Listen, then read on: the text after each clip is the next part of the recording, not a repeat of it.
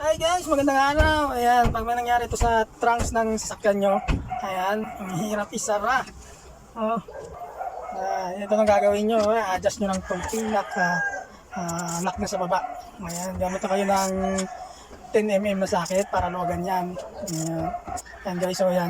Pag naluwag yan, gumagalaw yan, ayan, taas baba.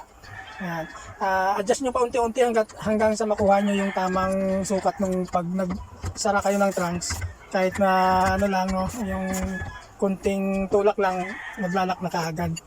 Ayan mga guys, try nyo yun. Ayan, kunting tulak lang, sasara na siya. Kahit daliri lang ipantulak mo, nagsasara na kaagad. Ayan, tapos double check nyo yung pinakagilid-gilid noon kasi may rubber yan. Ayan, kailangan dapat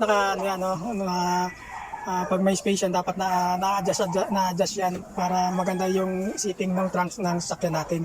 Ayan guys. Ayun. Yan na. Thank you.